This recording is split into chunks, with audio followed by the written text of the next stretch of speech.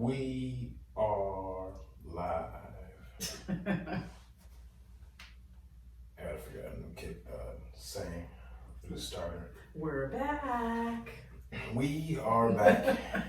That was a long time. We'll be going again next week. I'm just playing. We have not been here in quite a while. We were gone for like 4 weeks. Came back for an episode. Actually, it might have been like 5 weeks because we were sick and then we had the wedding and all that stuff. And we came back for an episode and we were like, yeah, we're back on it. We'll see y'all again next weekend. And then I got sick. And she got sick. I got really sick. I had an excuse though.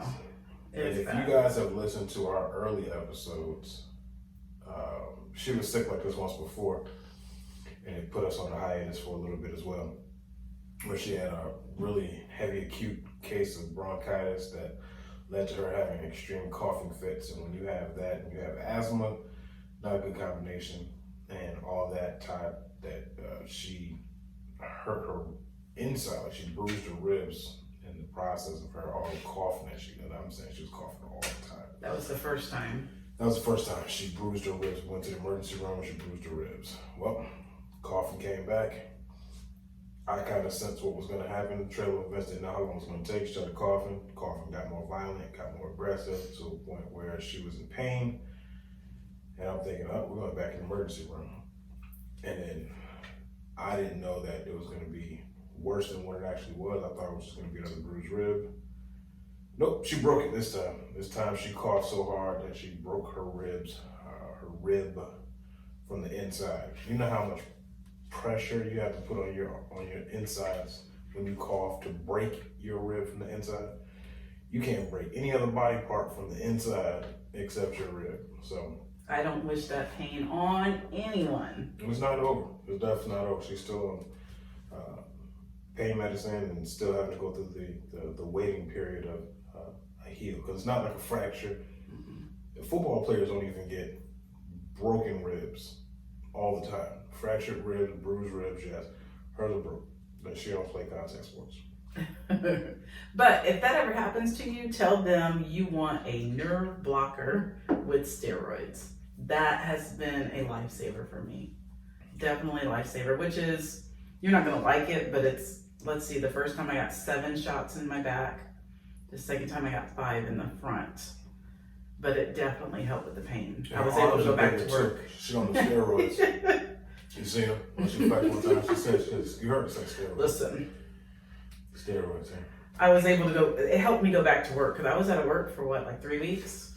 Yeah. So, it was almost 3 weeks. It really put me down. Like, yeah. I could not roll over in bed by myself. She couldn't sit up. I couldn't do anything by myself. She couldn't shower by herself. So she was walking around funky for like 6 days. I'm playing. It really, you realize there's certain body injuries that you realize how much you use them, or you don't realize how much you use them until you can't use them. Mm-hmm. Like your fingers, you don't realize how much you just move, you need your fingers. Your neck, you don't realize how often you're just doing this or, right. Moving it up and down, looking up. You don't realize how much you need it, how much strength it has until you can't do it anymore. So, the rib is definitely one of those things. It hurt to breathe. It hurt. Like, I was still coughing. And that was the worst part. I was still having the coughing fit. Yeah. So having the coughing on top of your ribs being broken, I would just literally cry every time I had to cough. And I'd have this funny jumping thing that I do. It's like, does the jumping help? It did. But every time I knew I was going to have to cough or sneeze or do certain things, I would start crying because I knew it was going to hurt. Knew it. Don't wish that pain on anybody at all. But we made it back here. We are here. We are live. We are live. We are. Anyway, so holidays are actually, yeah, it's that end of the year, what do you call it? End of the year domino effect, where it's like Halloween, Thanksgiving, Christmas, and then New Year. And we're right at the beginning. Halloween has just finished. You know what? We were having a conversation off mic about the Halloween now compared to what it was when we were kids. Mm-hmm. Not the same I guess it's not. It might be the same because our parents probably look at it the way we look at it now. It's just, I don't have any excitement. My excitement is not a trick or treating like it was when I was a kid. It's the decorating the house and kind of seeing different ways you can be creative, in that space. But the actual trick or treating and the candy part of it, I hate that part. I couldn't possibly care less. I hate that part. And the only one in our house that really wants to go trick or treating is the youngest one. And I just look at him like, we can buy you candy. So I did let him go. I sent him with the 15-year-old. They went around the block, and just going around the block, he had half a bag full, so he was happy. And we live in a safe neighborhood, but we live in a neighborhood that people just drop all their kids off, or they just park and they walk across from the mall and they're just here. So tons of people. I was floored by. I went outside to take the garbage out. So our garbage picks up on Monday, so you take it out over the weekend. So Halloween fell on Sunday. So I took the garbage out, not thinking too much of it. The sun was still out. This is before daylight savings times. I go roll the stuff out there. I see easily over 100 people. 100 people outside. I'm used to it. Now I'm talking about, all right, so both sides of our sidewalk, we live on a corner of a little intersection.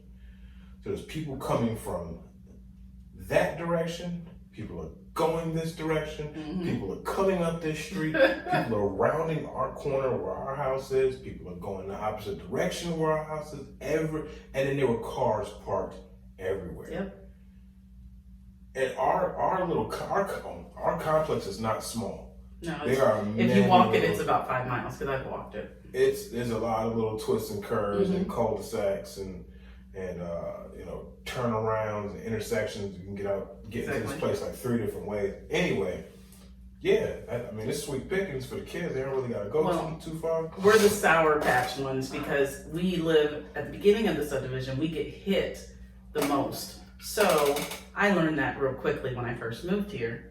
So I turned my lights on. I can't afford to buy 20 bags of candy for all these kids. And you know they want the good candy. I don't want to go and buy Dollar Tree crap and give them crap. Or raisins. Right. So I turned my light off. Passing out Bible tracts. I turned my light out. I put a sign up and just tell them not this year.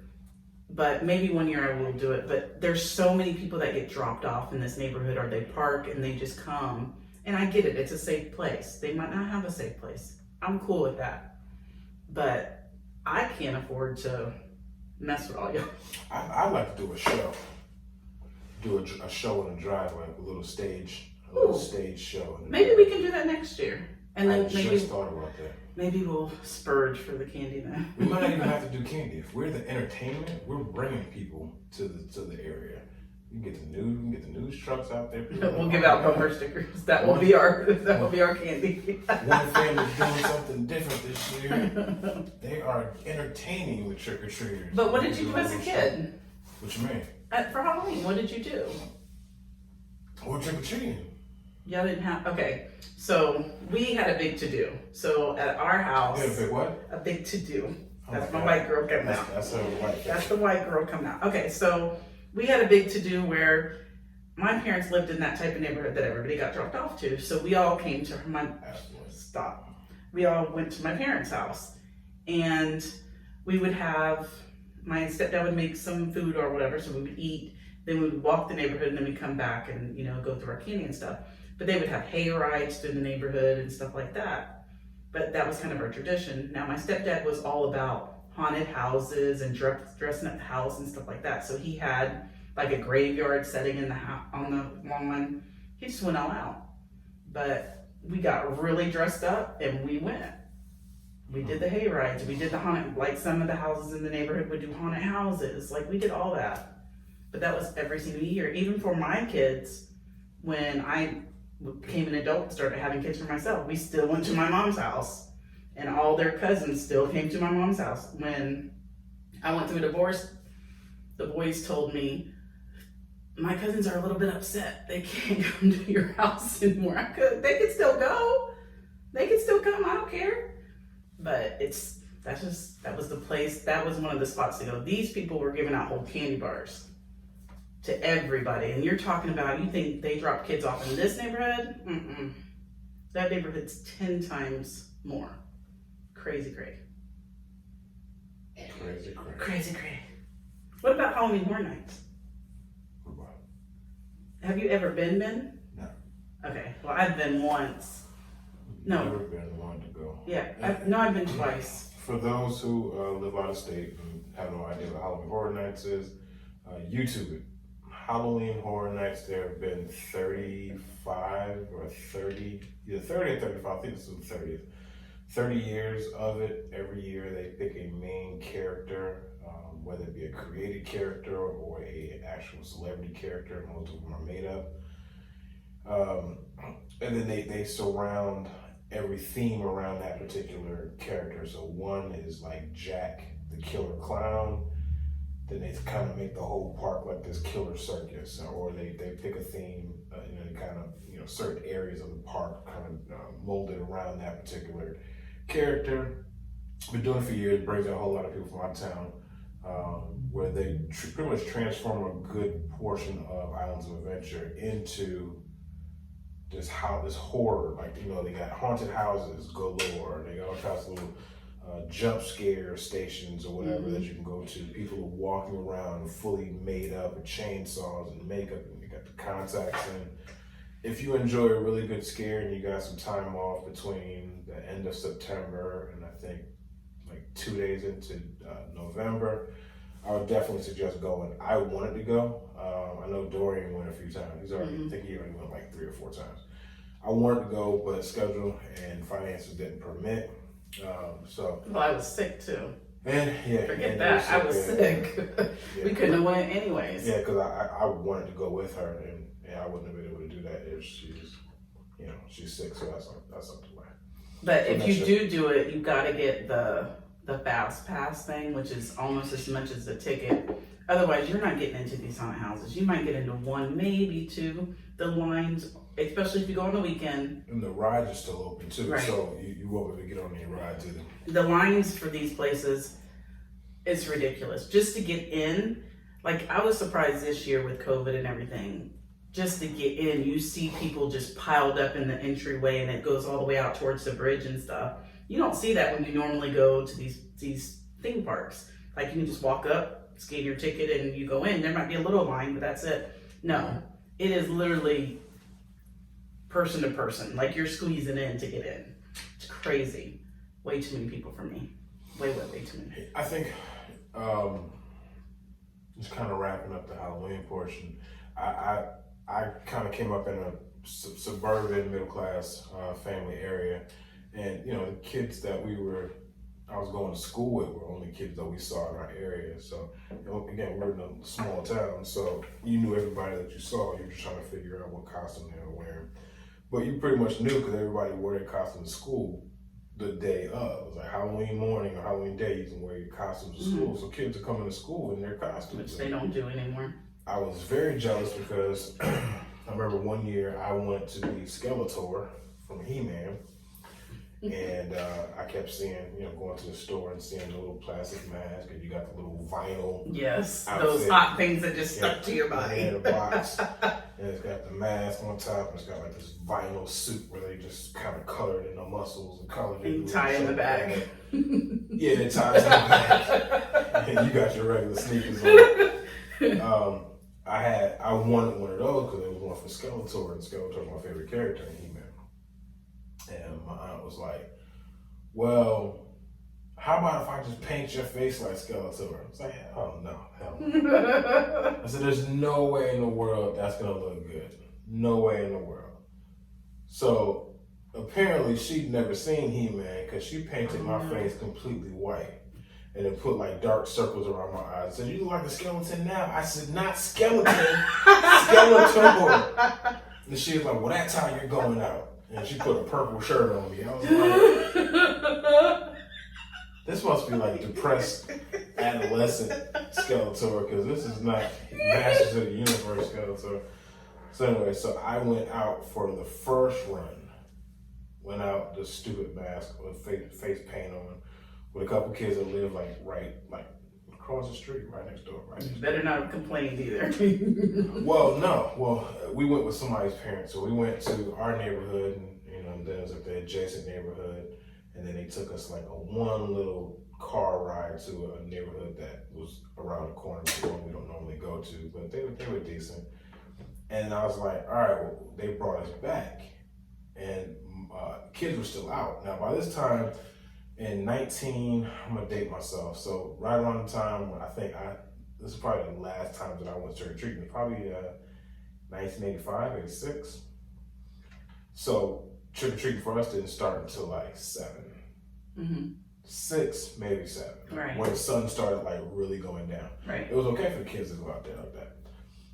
And it was at the beginning stages of people poisoning food and putting razor blades and needles in food. Literally at the beginning portion, because we were like, what? And you gotta dump commercials. You gotta dump your candy out on the floor in front of your parents, or on the table in front of your parents. Let them go through and make sure none of the packages are ripped and there's nothing sticking out of your apples. And we were like, who's poisoning kids? You can chew on a razor. Oh my God, you swallow a razor. So it was mind blowing. But anyway, so I come back from the first round of trick or treating thinking, oh, my night's over. My aunt was like, all right, I want to show you something. And I'm like, all right. So she takes me into the room. Apparently, she had bought the Skeletor outfit and didn't want to tell me. She wanted to see if I could be satisfied of just going out. And you did. You were a good boy. So she gives me the Skeletor mask. And I still got this white paint and all this color. And she painted my lips red. I'm like, if Skeletor was a hoe in the streets, he got red lipstick on, white face. But you got your costume. So I didn't even wipe the makeup off. I just put the mask on. I had makeup all on the inside of this mask. I couldn't breathe. It only had the little plastic. Yeah, it has that one little slit. So not only are you sticking to, see, we lived in Florida, so you stuck to your costume. It was cold. It was cold. By this time, it was cold. No. So you're talking late October, going to November. By then, we were lucky if we didn't have light snow on the ground. But for us, it was definitely sweater hoodie, which is kind of here. Defeats your costume. You got this vinyl costume on, but you got a parka on. And I did my maybe 15-20 minutes with my Skeletor mask. It was pretty fun because I got to show it off at the last minute. Now, granted, when everybody came to school earlier that day and everybody had their costumes, I didn't have anything. Mm. In fact, I wasn't going to go trick or treating because I didn't. My aunt hadn't thrown the idea of painting my face until it was time to go. So I wasn't going to go. So that was my last year of going trick or treating. After that, it just became. It's not exciting anymore. It's not fun. No. I don't have any fun. That's when you start throwing the Halloween parties. That's what we did. I didn't have any fun. But like you said, we're privileged. We just passed out flyers around the school. We didn't know these people. But yeah, when you're in the 3rd and 4th grade. Yeah, that doesn't work. It's a little bit different. Well, see, we went trick or treating up until high school in our neighborhood, and then when we got to high school, it was like, let's throw a party. But my worst costume was, I must have been 5. I think it was 5 or 6. That particular year, we went to Tampa to my grandma's house, and she had this idea that she was gonna make me a Hershey Kiss. This has been going on for like a month. I'm gonna make you a Hershey Kiss. I was excited about it. So time came, she made me this big foil Hershey Kiss thing. And it was nice and round. Well, she forgot my ass had to get in the car. They're trying to put me in the car and couldn't get me in there, so I'm crying. Now I don't want to wear it. I'm just picturing it. I'm picturing not being able to get in the car. Have you ever seen the people on TikTok that are trying to put stuff in their car and can't get it in? This was them. I was small enough that they were picking me up and trying to, and I was like, what is that? I started crying. Take it off, I don't want to wear it. They were like, what the hell are you going to wear? I don't care, I don't want to wear it anymore. My grandmother never made me a costume after that again. I didn't write for that shit. Exactly. That's exactly what she said to me. Because my grandma, lie to you not, at 12 o'clock every day, she had a little glass, and she drank straight Southern Comfort. Noon on straight. Now, as a kid, I didn't know what that was. That's all hard liquor. Like she was hardcore. just on ice. And she just kept pouring. I don't know how many glasses she had every night. She did it every single day. She's trying to numb herself from y'all. That's what it was. I don't know what she was numbing herself from. But now I wish, as an adult, now that it's dawned on me what she was doing, like, I'd love to have a conversation with her, like, Grandma, what was wrong with you? You should go to Grandma. I get it. Right now, I get it. Got all these You want people. some now? Okay. But yeah, she did that. And then, well, Thanksgiving. Like, our family had traditions. Halloween, when we were little, we went to Tampa, but then we started having it at my parents' house when we moved into the neighborhood. Hold on. Don't jump. Don't jump. Oh, you still got another story. Never mind. No. I'm just going to put it out there. Okay, nobody see where I got my jar right Oh my gosh. Candy corn. Listen. Hold up. The most underrated Halloween candy of all time. I can see y'all faces scrunching up. He's eating wax. Candy corn is phenomenal. It's honey. No. It's goodness. So let me tell you, I deliberately bought bags of candy corn and I filled up all the candy jars around the house. So every time he leaves or walks around the house, he's getting handfuls. This one was in the living room. He I brought grabbed it it for work, so this is my office as well. I grabbed it for work, put it next to my monitor, so in between phone calls, I'm grabbing a little couple, 2 or 3, chewing them real fast before the next phone call comes through. They're so addictive. And the thing that killed me is I never understood the hatred toward them. Like, people started making a joke, like, candy corn, you like candy corn, you crazy. The worst candy ever. I actually don't. I can't for it. I'm like, I don't understand. Okay, there are certain candies that I love that people do not love. Circus peanuts. Do you know what circus peanuts are? Those big old pink oranges, You like the weird stuff. marshmallowy. You've seen them. You go to the gas station, you'll see they got them for like 2 for $1.50, right next to the That's gummy because nobody sharks. wants them. Right next to the gummy sharks. I love burnt peanuts. Y'all ever had burnt peanuts? If you from the hood, you know what burnt peanuts is. Listen, he's gonna come home to a basket full of all these random candies and be like, "Oh my gosh, you got all of them." I can't eat the burnt peanuts no more because of my teeth. But burnt peanuts was the jump. If you live anywhere near the hood, you got hood cousins. I don't even know what they are. I show them to you. I'm lost. Burnt peanuts. People know what they are. It's really it's a peanut that's covered in like a hard candy shell. Mm-hmm. It's red. They're red. They look like little pricker bombs. No idea. It's like crab apples. Like little big No crab. idea whatsoever. You know what crab apples are? No idea. Oh, you don't know what crab apples are? Mm-mm. I gotta look this crap up. I don't even know what burnt peanuts are. And now for an intermission.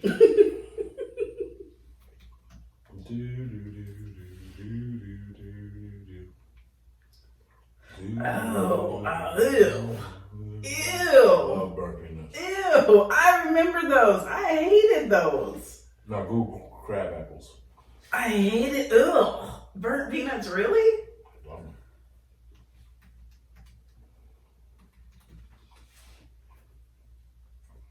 I remember crab apple fights.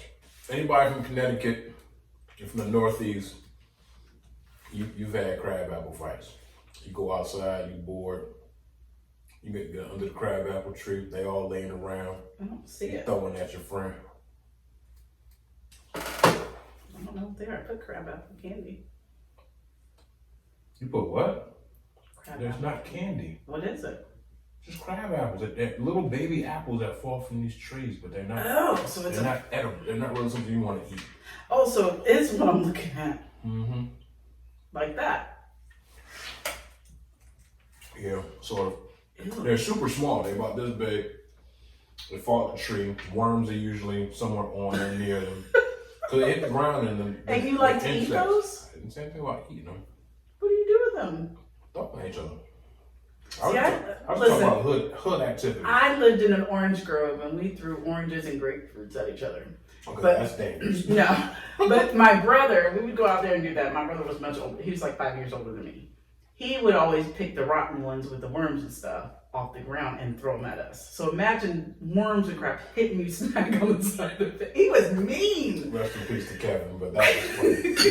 He would do that crap. I said, we think we have all these oranges in our shirt. We think we hide behind trees and stuff. Pop out, bam, bam. And all of a sudden, blah, and you got worms on your face. You're just done. Game over. You won. Game over. Ain't doing this with you no more. Well, that's Halloween. Next 2 weeks, Thanksgiving. Thanksgiving is always going to be bittersweet to me. I'll get right to it and get it over with. Growing up in Connecticut, my aunt's house was the house that everybody came to. So whether you lived in upstate New York, whether you were just a friend of the family, everybody came to my aunt Rose's house for Thanksgiving. And it was always something I look forward to because I always got to see a lot of family members or family friends that I hadn't seen or we hadn't seen in a long time. So it was always fun because usually if Thanksgiving was on a Thursday, we had family that would fly in or drive in. If it was on Thursday, honey, it's always on Thursday. Whatever. I'm saying what time frame of the week they were flying in. I'm saying if Thanksgiving's Thursday, they would fly in on like Sunday. They come in Saturday or Sunday the previous week. Okay. And so they would be there with us for the rest of the week, and then they would stay. Some of them would stay another week, or they would stay to the weekend. So my cousin Travis, who was my idol as a kid, I always got to have a whole full week, maybe even 2 weeks with him. And you gotta think, I don't see him the rest of the year. Right. But I got to spend time with him, my cousin Roz, and it was me, Raj, Shaniva, Travis. It was a bunch of cousins this is the only time I'm around anybody my age. I didn't have genuine friends. I had kids that I went to school with and lived in the neighborhood. Nobody was really coming to play with me. So when my cousins came down, they entertained me. They would include me and stuff, take me places, laugh at me, talk to me, whatever, share music, whatever. So for me, it was a very important time where I got a chance to be around the people that I would look up to. And the food was phenomenal. My aunt had a whole, a way of kind of setting things up that every year you're like, oh, I can't wait for that because she makes that, or I can't wait for someone to bring this, or I love after we eat dinner, we clear the table off and then we're playing. We split up into teams and everybody's playing games.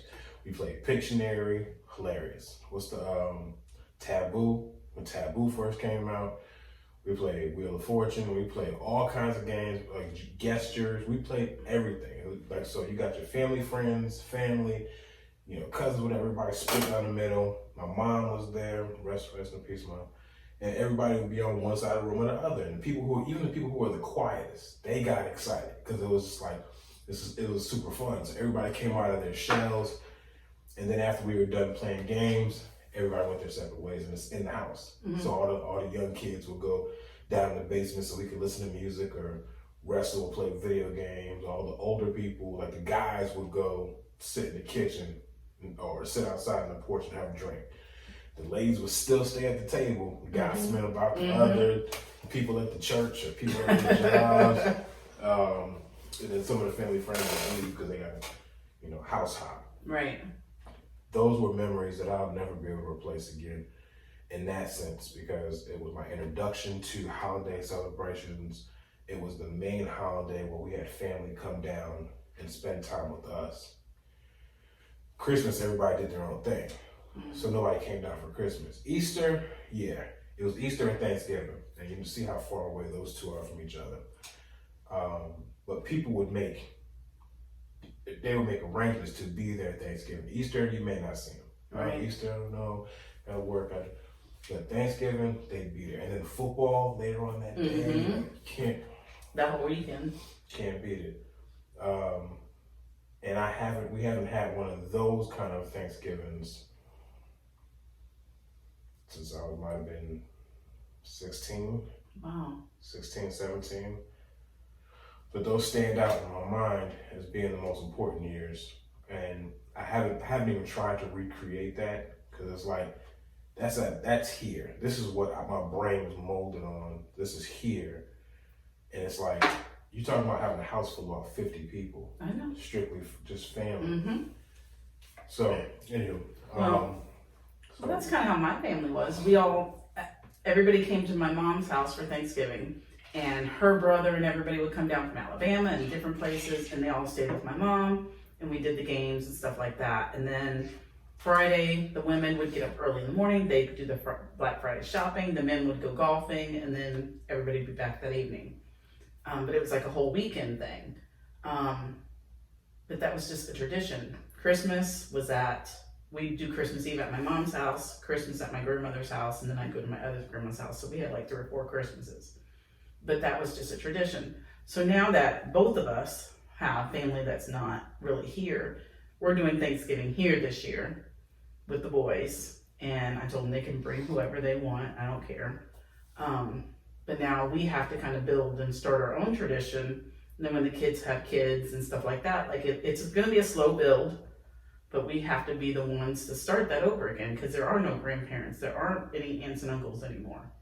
There's none of that. So we're the ones that kind of have to start that for the boys. That way they'll have that.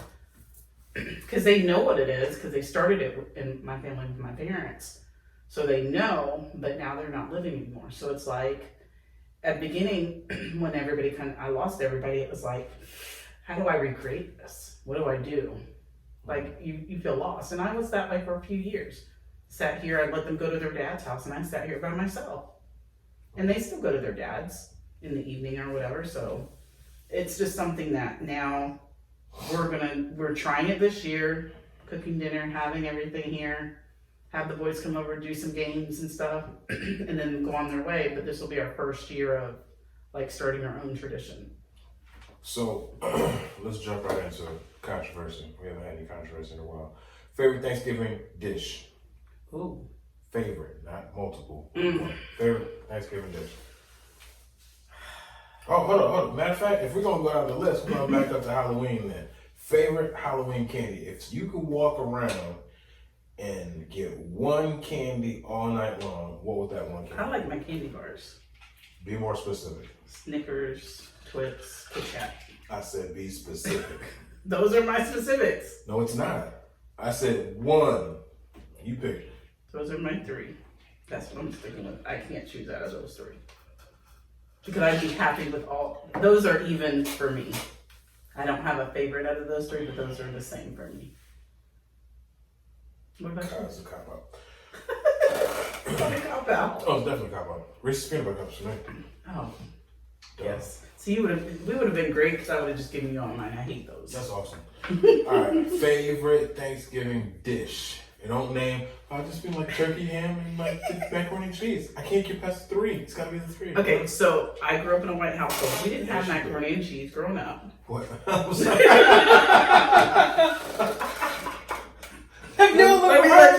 me let you Have you all get yourself together before someone said they had macaroni and cheese? They're like, well, what did you have?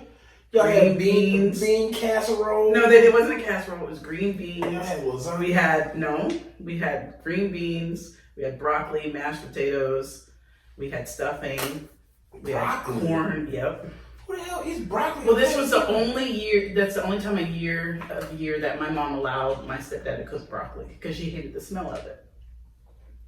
So, and then we had turkey. They would refuse to do ham during that time, because ham was for Christmas.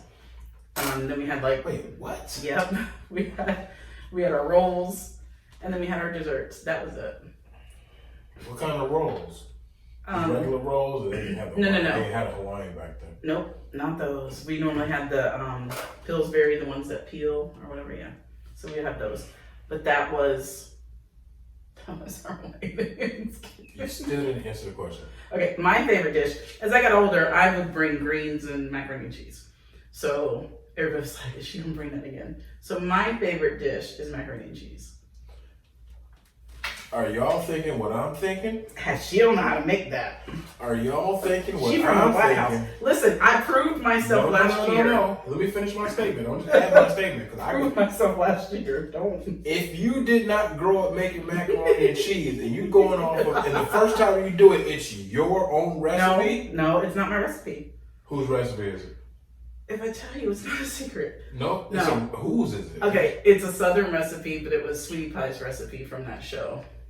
Who? It was a show. Oh, okay. Yeah. So it was hers. It was her recipe, and it was online. So I tried it, and everybody loved it. So I just started making it every year. Now, granted, I have a white family, and they loved it, and I was like, yeah, y'all ain't. I can't go based off what y'all say.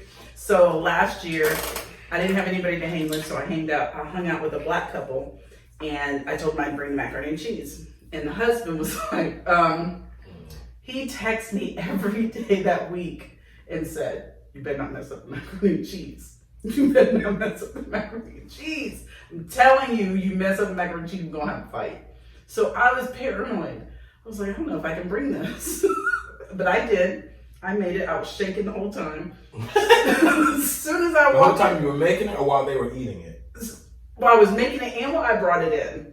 And I literally sat it down and I was like, you gotta come take a bite right now. Because I gotta know if this is okay. And he did. He said, you did it. You good. And I was like, thank you. I can breathe. I said, you know, you gave me a hard time. He said, well, I had my wife made some on the side just in case yours. I said, you are so wrong. He was going to have her make some on the side. He don't know if your macaroni and cheese is going to taste like possum back. He don't know. But it was on point. It is on point. Is it my recipe? No. But I found one that was good enough. Listen, most black people who make macaroni and cheese aren't going off of their own recipe. It's their aunts, it's their cousins, it's their grandmothers, it's their friend of the family, their godmother, somebody else's recipe that you've taken into your own. Maybe twisted or removed or replaced something to make it your own. But you ain't cooking nothing that y'all invented. We don't do that. Right. And that I only make it at Thanksgiving and at Christmas because there's so many different cheeses. That crap's expensive. Thank God I don't eat macaroni and cheese. So yes, you do. I eat the box macaroni and cheese. Which is like fake cheese. So when I go to Wawa, and if you do not know what a Wawa is, check some previous episodes we talk about that. Or if I go to Chick-fil-A, I'll get their little small. How are you black and you don't like macaroni and cheese? I don't like cheese. Now you're using your black card. No, my black card is solidified. No, it ain't. Yes, it is. You act like you don't eat the macaroni and cheese from Chick-fil-A. I do. No, you don't.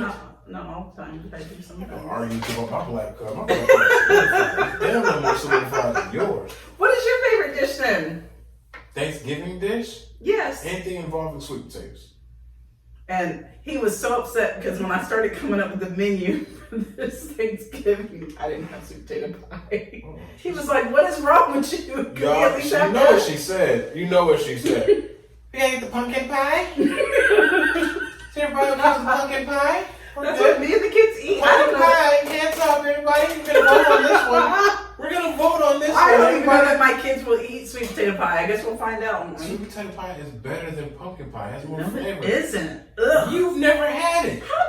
Yes, I have. I do have black relatives. Then you would know. I don't like it. Then you would know. See? Let me tell you. One time I thought it was pumpkin pie, and I cut a little piece off because they're similar. Yeah, they're similar in color. So I cut a little piece off and went and sat down. But I was gonna have me some pumpkin pie. I took a bite. I was like, oh, no! I threw the whole thing away. Well, yeah, well, she's not invited to the cookout. She's been disinvited from the cookout. She ain't coming. Sorry, I'm gonna be by myself, y'all. I'm bringing the liquor. I'm bringing the Hennessy and the Crown Royal. She's bringing up the rear, working the parking garage. She's parking cars, folks. She ain't coming in to eat. She said that sweet potato pie was nasty. I don't like it. Ugh. Okay, what's your number 2 dish? I asked what number 1 is. I asked what number 2. I'm asking you for number 2. Number 2. Let's see, sweet potatoes. Sweet potato casserole with marshmallows on top. That's pretty good. But my number 2. Do you want me to make you sweet potatoes with the marshmallows? I don't want you to touch nothing. Really? Nothing sweet potato. You leave those sweet potatoes alone. Are you kidding me right now? No, leave them alone. How do you know I can't make something? Because I can hear how you talk about it. And I know either you haven't done it or you did it once a long ass time ago and you never did it again. So there's no practice. Listen, let's not talk about your pie. I haven't had a epic fail. Let me figure out my second favorite. I mean, I'm gonna have to say that the turkey. You like turkey better than ham? Yeah. See, I like ham better than turkey. That's why I'm doing both. But we had all kinds of gravy, so it wasn't like we eating some dry ass turkey the whole time. And I don't know how y'all make it, but we get fries and chicken. But we still had gravy. We had our table was filled with the typical stuff. Now I also have Southern folk in my family, so there's a couple things on there that most people wouldn't have. So we got rice, black eyed peas, turkey, ham, green beans, hand snapped, hand cut, green beans. There was okra. I don't do the okra. It's not in the country in my veins for me to do okra. But my older family, they do okra. They gotta have okra. I said the turkey and the ham. There were chicken wings for some strange reason. Dude, they do lasagna too. I went to somebody's house. They had lasagna. I was like, oh, we do lasagna. No lasagna, no salad, nothing Italian. So no lasagna, no salad. There was the only thing that had cheese on it was the macaroni and cheese. Mm-hmm. So we don't make anything that cheese is required for.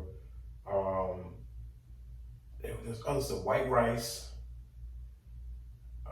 And then I think there's like a turkey gravy, chicken gravy,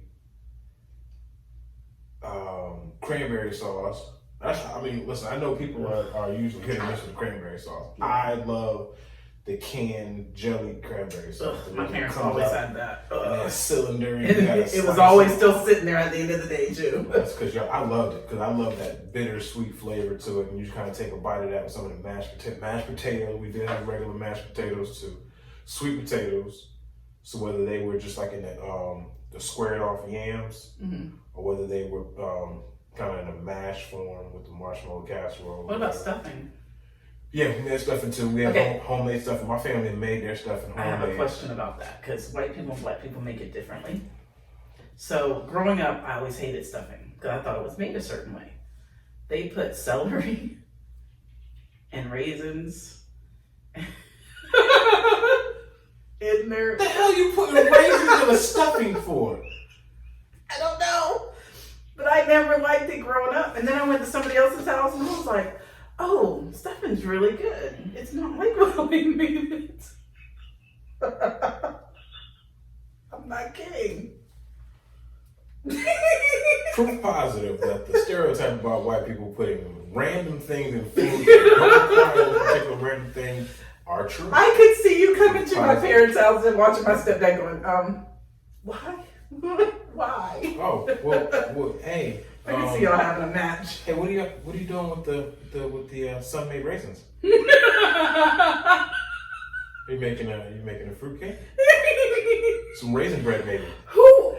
What family member always brings a freaking fruit cake? Those things were always nasty. The cheap family member that and don't the want to cookies come in the tin. empty-handed. Now don't trip on those. Those things are nasty too. Listen, we got different taste buds in this house. I think we different altogether now. You hate a whole bunch of stuff. Those butter cookies that came in the big old tin that your grandmother would empty and then put sewing stuff in. Those sewing stuff. That's funny because every grandmother did that. My aunt did that. You go and think there's cookies in there. There's a whole bunch of sewing shit in there.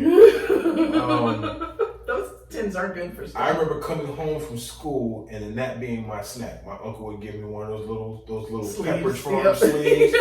And he'd give me a glass of milk and be like, that's your snack. Enjoy it, man. See the crystallized sugar on top and you biting into the little pretzel-shaped shortbread cookies. That's all they are. Every time my mom got those, she'd always leave them on the counter. Hold up, wait a minute. Did you ever eat the McDonald's cookies that came in the Happy Meals? Not really. Okay, I'm about to say the same thing. They're shortbread cookies. Mm-hmm. How you notice they stopped putting them in McDonald's cookies. They don't get them anymore. That's true. It's funny that they would correct that. They would correct the fact that for 30 years they were making chicken that wasn't real white meat chicken. Anyway. That's messed up. And then I heard a report that the McRib was made out of one of the ingredients in the McRib was in a compound that makes car floor mats. What? Yeah, exactly. Listen, stop hating on McDonald's because you don't like them. I used to work there. I loved McDonald's. I worked there because I wanted discounted food there. Ate there for decades afterwards. It wasn't until 3 years ago that I was like, I can't do McDonald's anymore. Can't do it. There's really only 2 things I get at McDonald's, but their cookies are banging. Look, now they got chocolate chip cookies, y'all. Yeah, they chocolate chip cookies. I can't front. The chocolate chip cookies, they taste like somebody's grandmother stopped in between one of her shows and dropped off a whole tray of cookies. I ordered it one night and he was like, "You ordered a whole thing of cookies from McDonald's?" I was like, "Yeah, I tried one." He tried one, he took the box.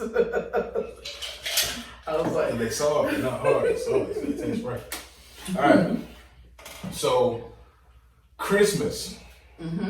Oh, my family on Christmas, we were the bomb. I'm curious about the dishes now, because now you got me talking about like Christmas food. Well, so what food was Christmas only? Which ones were Thanksgiving only? Okay, I already told you what we did at Thanksgiving, and we only had turkey. On Christmas, we had ham, but the same sides that we had on Thanksgiving. Wait a minute. So what other meats did y'all have for Thanksgiving? Because you said the ham. That was it. I mean, the That's turkey. it. They only did turkey. Turkey was the only meat? Yep. That was it. Okay. And then, so at our house, at my mother's house, we did Christmas Eve with her. So, and my mom, she didn't have a lot growing up, so she overdid for everybody. So when you would walk into her living room for Christmas Eve or whatever, for us opening gifts and stuff, the entire floor was covered. Like, you had to step over boxes to get to a spot to be able to do it. And that's just how she was. Now, half the stuff you would just put in the closet to give to somebody else, but she felt good about people opening stuff. That was her thing. That's what she did every year. And my stepdad would just look at her and be like, "Sure is a lot of gifts in this room." Because he knew how much money she was spending. And he would just look at her and shake her head. But that was her thing, and he let her do her thing. So we would all go over, she would lay our stockings, and I got stockings up until, even when I had kids, I got stockings. I got stockings every year. So your plate, wherever you were going to eat at, had your stocking on it. And it'd be filled with candy, sometimes a gift card, whatever would be in your stocking.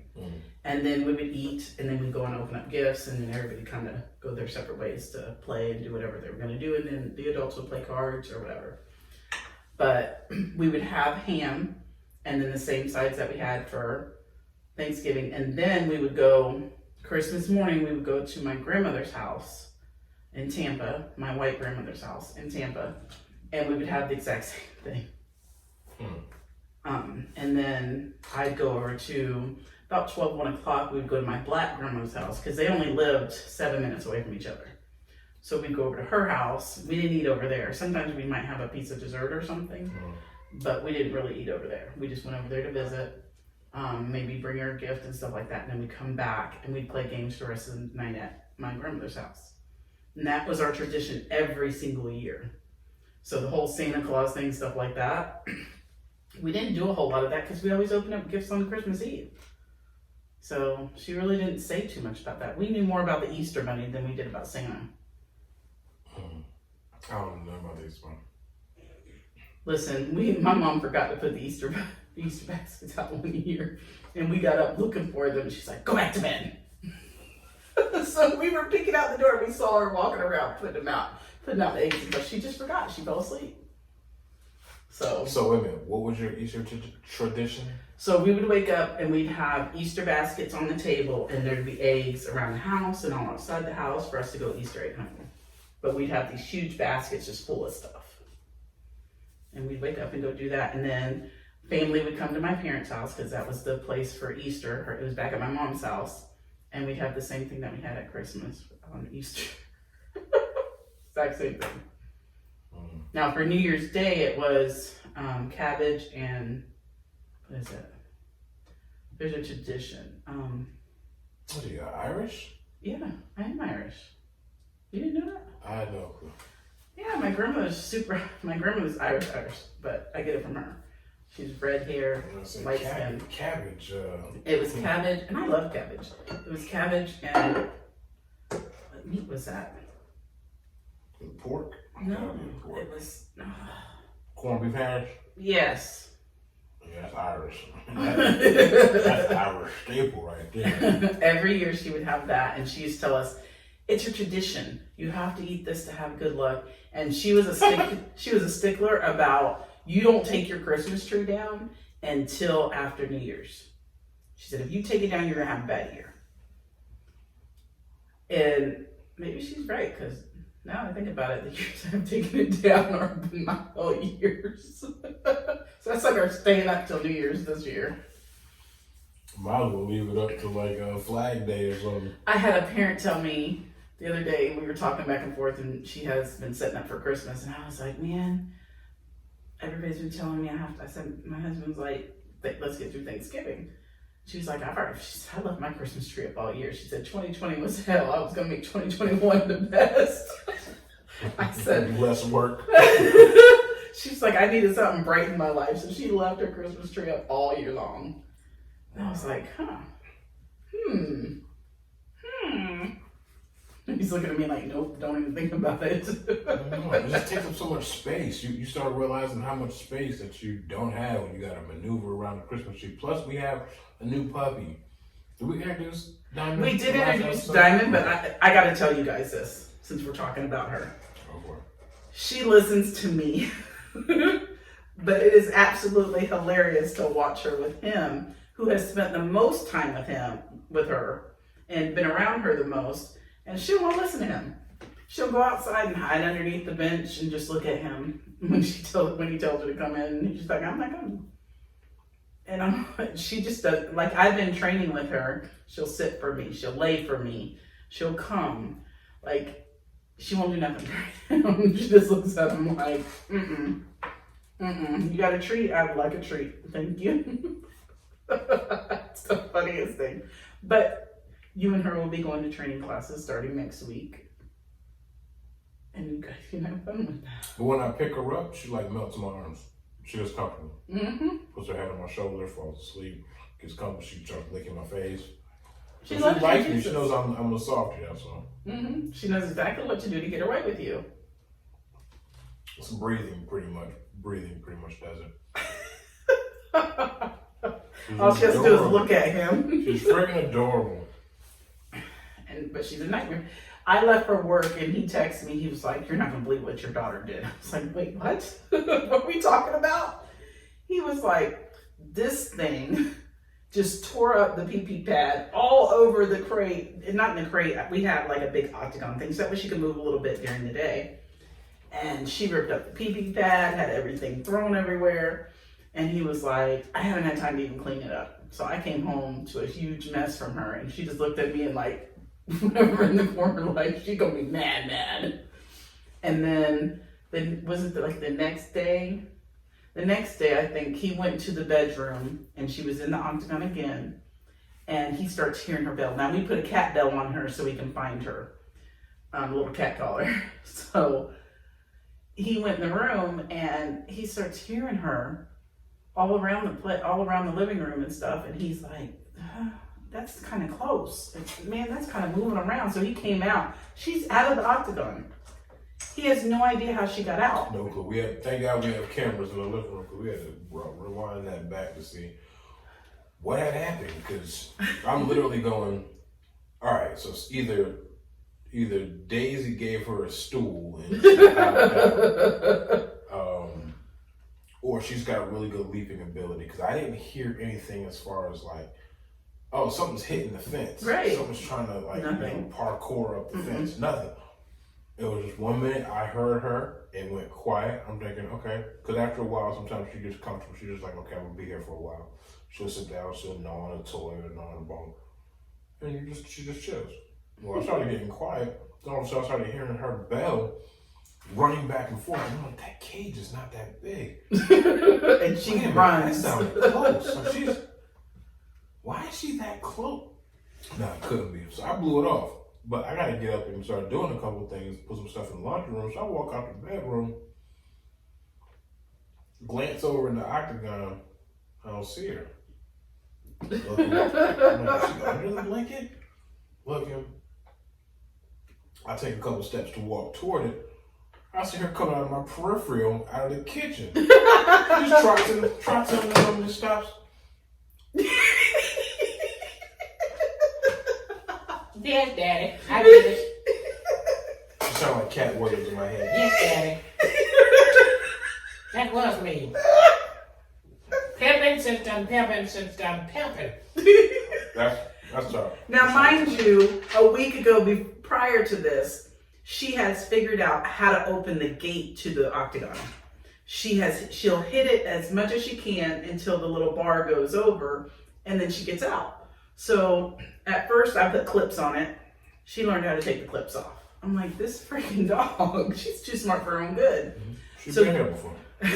So then we zip tied it so she couldn't get out that way. So we don't know how she got out. I don't know if she pushed like the blankets in her little bed thing like towards the thing and like got climbed out. We don't know. Doggy parkour.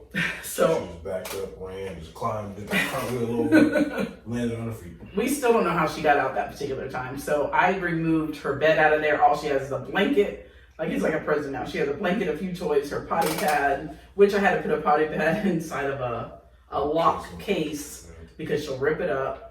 And then she has her food and water. She only gets her food and water in the morning and at night. But so if anybody has ever raised King Charles Spaniel and you want to send us some tips or some ideas, by all means, please, we are open vessels. She is super, super smart. And she's super adorable. So she looks at you and she's kind of like, but I'm cute. And you're like, dang it, you right. You are cute. You can't be mad for too long. No. And if she sees me grab the treat bag, it's like, okay, I sat.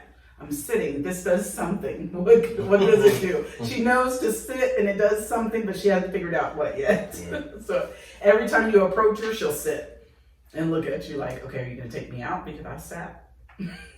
Are you going to do this because I sat? It's hilarious. For sure.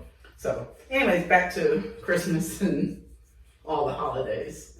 Christmas was fun for me. The memory I have of Christmas was the decorating. Me and my aunt, same line from the previous story. Maybe right after the day after or the week after Thanksgiving, she and I would put on Christmas fun music. fact about me. I hate Christmas music, except one album. I don't play Christmas music non-Christmas season. He'll get over it. I don't listen to Christmas music. No, I won't. He'll get over it. He's around me now. I'm just saying, I'm going to play it. No, I won't. I'm going to play it. You play whatever you want to. It's your house. I'm just saying that I'm not going to be happy. It's our house and I'll play it as much as I want. I'm not going to be happy. I'm not going to sing. I'm going to play it in the car. That's fine. Okay. I still hate it. Okay. One album I love. All the black folks know where I'm going with this one. Temptations Christmas. Okay. I played Temptation Christmas. Anyway. I don't think I've ever heard the Temptation Christmas. Sorry. What was that, guys? You said she's suspended from ever coming to the cookout? I understand. I can come to the cookout. I'll bring the liquor. If nothing else, I'll bring that. Anyway, so my aunt and I, we would put that album, because she had the actual vinyl, 33 of it. She'd put that on, and we had very loud speakers, house speakers back in the day, so she'd play that really loud, and we would decorate the tree. Grab all the decorations out of the garage, take them upstairs, we would decorate the tree and put the lights up, and then rearrange the living room, because the living room had all kinds of fall, Thanksgiving kind of stuff. Mm-hmm. Put up all the cool Christmas decorations, and then set up the tree, which we bought was a real tree at one point in time, and then we ended up getting a fake tree. But the real tree was super cool because you had to lay it and put it in the little water pot, and you had to put the I wonder how many people still actually do a real tree. It's Florida such a lot of work. Florida is hard. I remember up north there was nothing but tree sales or tree people, like tree, what do you call them? They have them down here. We see them on, you'll see, because you haven't been down here. Like, Stop you'll go saying that. Well, you'll go down 98 and you'll see 3 or 4 different lots or whatever that sell them. Christmas tree lots, yeah. But there are a whole bunch of those. But you gotta understand, pine trees are in an abundance up there. That's where they are. Oh, okay. In the Northeast. You can get 100 different pine trees, and you can be picky with it because it's like, yo, 10 other pine tree lots that are like literally in a block radius.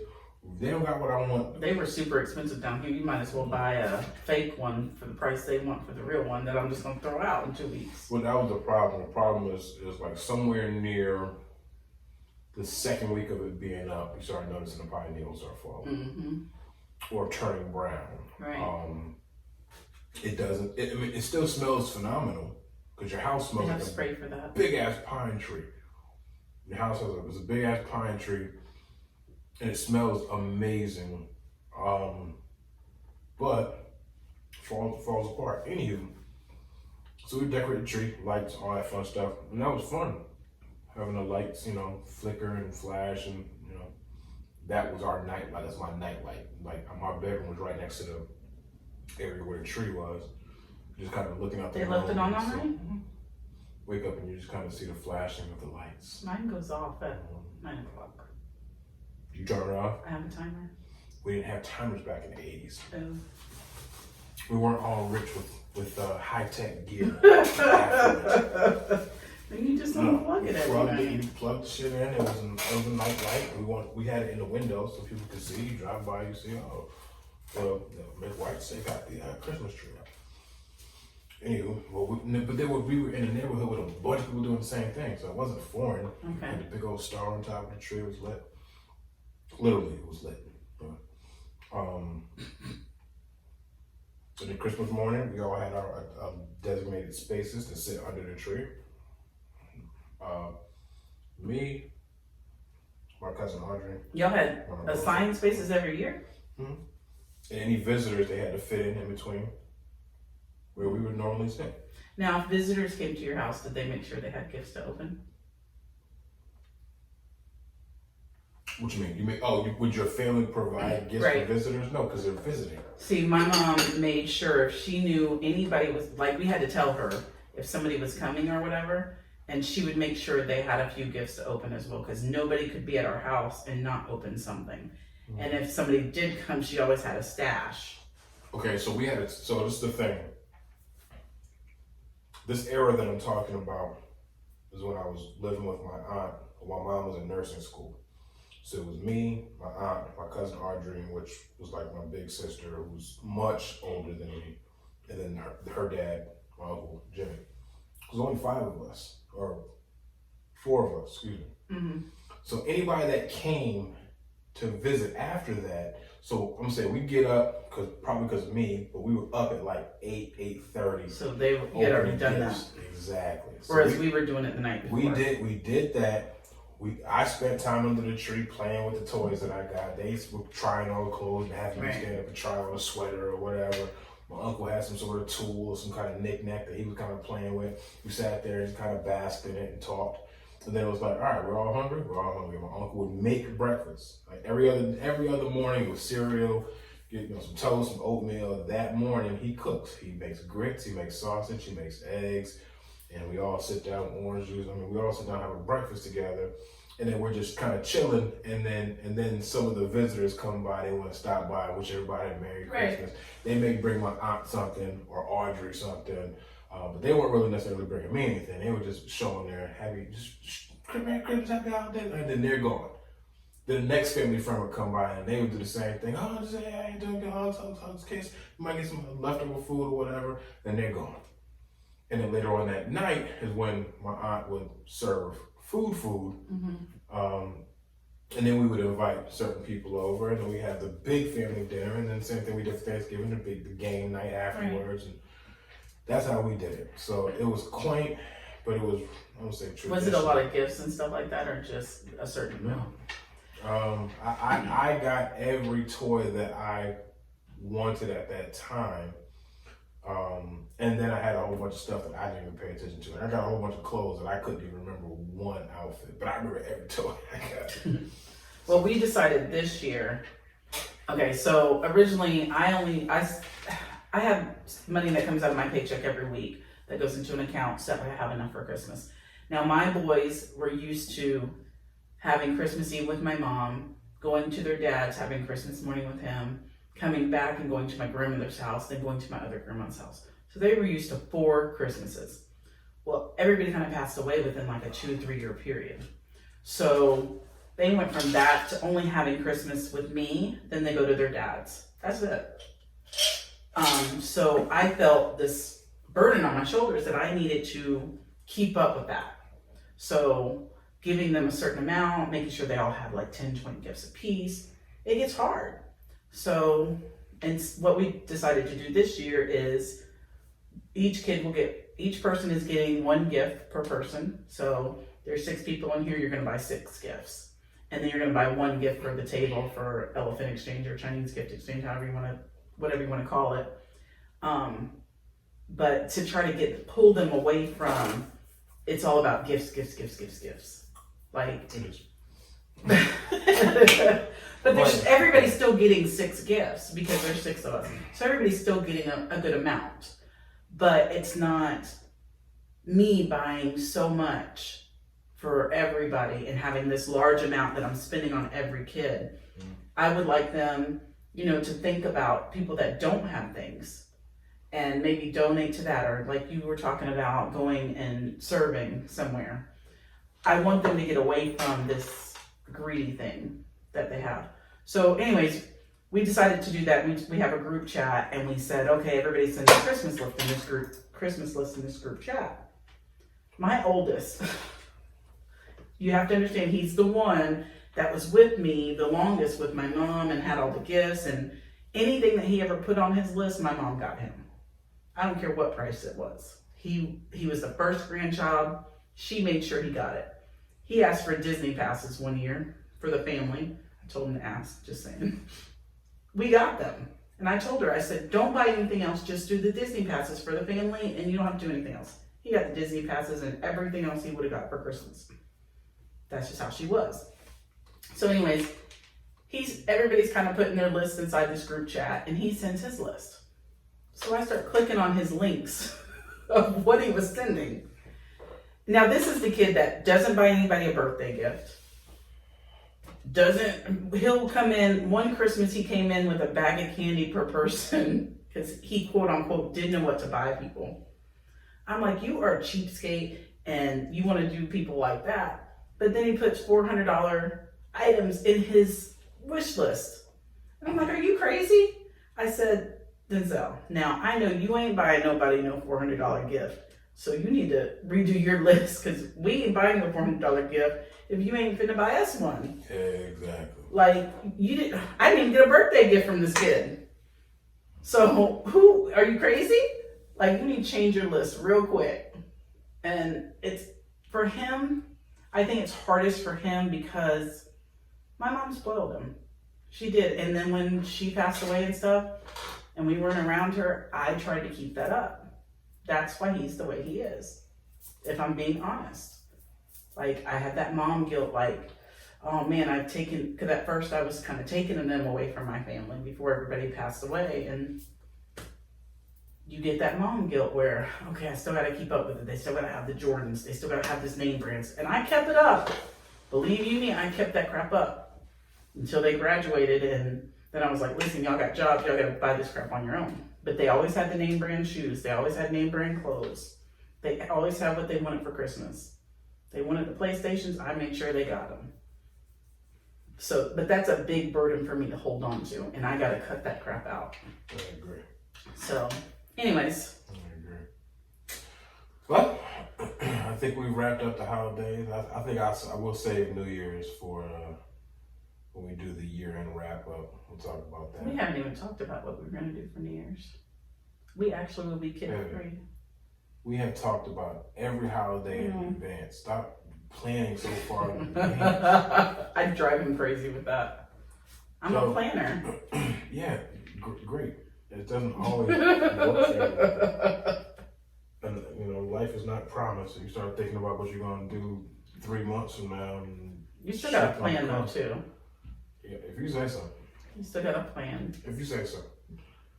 I'm not in total agreement with that. I think there has to be a cutoff point. It's like, we're not going to plan this far, beyond this far, because it's just, you stop appreciating the day. All you're doing is thinking about what you have to get done, what you're going to do, how much you have to spend, how much you have to save today for tomorrow. And it's just. But you kind of have to, because you got to think about retirement and plan for certain things. Even though you won't want to, You might not make it to that, but it's still something that you gotta plan I'm not for. talking about life preservation after retirement. That's Oh. different.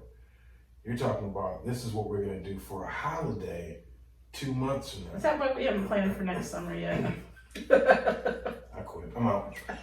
And thank you guys for listening to another episode of the Custer Chronicles. We are back. Hopefully you guys missed us. We are live. And we'll be back again next week with another episode. Next Friday. Actually, I don't know if we're Saturday. We record on Friday, release on Saturdays. I've been out of the loop for so long, I forgot how this whole thing works. Record on Friday, release on Saturday. We talked about doing every other week, so we'll see. We'll see how that plays out, depending if you guys want us to come back. Y'all want us to come back now, don't y'all? All right, so we see you guys next week. Peace.